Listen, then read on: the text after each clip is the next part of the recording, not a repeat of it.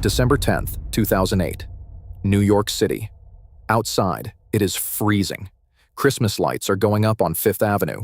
Inside a luxury Manhattan apartment, floor-to-ceiling windows, art on every wall, a 70-year-old man is pacing. His name is Bernie Madoff, and in the next 24 hours, he will confess to the greatest financial crime in American history: $36 billion.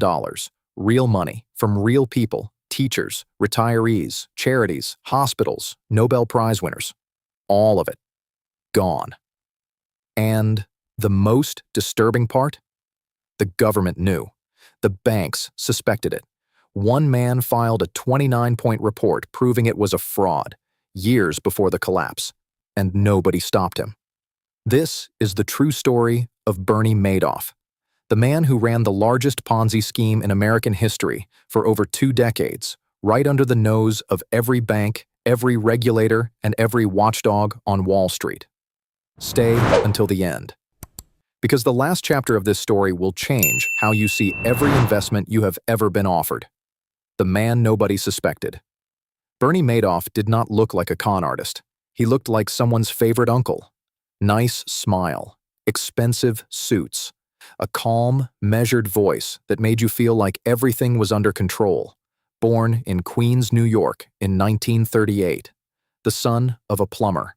He started his career on Wall Street in 1960 with $5,000, money he had saved working as a lifeguard and installing garden sprinklers on weekends. That small firm eventually became Bernard L. Madoff Investment Securities, one of the most respected names on Wall Street. Madoff helped build NASDAQ, the stock exchange that today hosts Apple, Amazon, and Google. He served as its chairman. Regulators called him for advice. Government officials deferred to him. But the real secret to his reach was not Wall Street. It was the country club. Madoff built his investment fund through social networks, Palm Beach golf clubs, Jewish community organizations, charities, synagogues, family connections. He targeted communities built on trust, tight-knit groups where his name carried weight. This is what fraud investigators call an affinity scam. You do not target strangers. You target people who already trust each other. And use that trust as the weapon. Getting into Madoff's fund was not easy. You needed someone on the inside to vouch for you. It felt like a private club, exclusive, elite, and nothing makes people want something more than being told they might not be allowed to have it. One investor described the feeling of being accepted into Bernie's fund. He said, "You can doubt God, but you do not doubt Bernie." The lie that ran for decades. Here is how it actually worked. When an investor handed Bernie money, whether it was $1 million or $100 million, Bernie did not invest it. He deposited it into a single bank account at Chase Manhattan. No trades, no strategy, no investments of any kind. Just a bank account. When a client wanted their returns, he paid them using money from the next client who invested. That is a Ponzi scheme. Rob Peter to pay Paul, over and over, until there is no Peter left. The total amount of real money that flowed through Madoff's account over the decades was $36 billion. Approximately $18 billion of it simply vanished. The rest existed only on paper. Account statements showing billions in gains, trades that were never made, profits that were never earned. $65 billion on paper. Not 1 cent of it real. Every month, his clients received detailed account statements showing every trade, every position, every gain. All of it generated by a back-office team whose entire job was to fabricate records. Computer programmers creating fake transaction histories, staff backdating trades that never happened. A tiny accounting firm of 3 people signing off on billions, and for over 2 decades, through the dot-com crash, through September 11th, through 2 recessions, the statements kept arriving. Always positive, always steady, never a single losing month. The impossible consistency of those returns was the single biggest red flag. No legitimate investment strategy, ever, produces gains every single month in every single market condition. Not once. Not ever. The man who tried to stop it. In the year 2000, a financial fraud investigator named Harry Markopolos sat down at his desk in Boston and did something simple. He ran the numbers. His conclusion took him less than 5 minutes. What Madoff was claiming to do was mathematically impossible.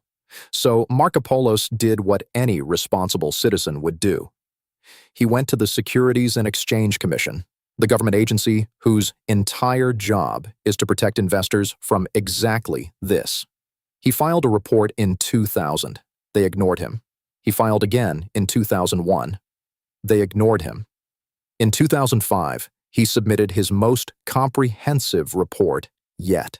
17 pages, 29 documented red flags, and a title that said everything. The world's largest hedge fund is a fraud. The SEC investigated Madoff multiple times, and every single time, they walked away satisfied. Years later, Markopolos described the SEC's approach in a way that is impossible to forget. He said the SEC does not prevent financial crimes. They only show up afterward to tag the victims and count the bodies. J.P. Morgan Chase, the bank holding Madoff's account, flagged suspicious activity in 2008. They filed a report with British authorities, but they never told the FBI, and they continued processing his transactions. Meanwhile, thousands of ordinary Americans, teachers, nurses, retirees, small business owners, had their entire life savings with Madoff. Most of them did not even know his name. Their money had been passed to him through feeder funds, third-party investment managers who collected their savings and quietly handed them to Bernie. The evidence was filed. The red flags were documented. The title of the report said it plainly, and the people who could have stopped it chose not to look. The day. Everything collapsed. September 2008. The American economy started falling apart. Lehman Brothers collapsed. Banks stopped lending overnight. The stock market was in freefall. Panic was spreading from Wall Street to every kitchen table in America. And across the country, panicking investors did what panicking investors always do. They called their money managers and said, "Get me out." Between September and December 2008 alone, investors demanded $7 billion back from Madoff's fund. There was one problem. When his team checked the account at Chase Manhattan, the balance available was $300 million. They needed $7 billion. They had $300 million. On December 3rd, Madoff called his right-hand man aside. 3 words: "I am finished." On the evening of December 10th, the very night this story began, Bernie Madoff threw the firm's annual Christmas party. He handed out early bonuses. He smiled. He shook hands. He acted like everything was fine.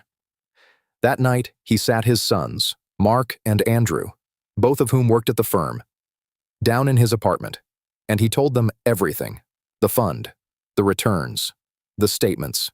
He called it one big lie. His words. The next morning, his sons turned their father into the FBI. On December 11th, 2008, federal agents arrested Bernie Madoff in his Manhattan apartment. He was 70 years old.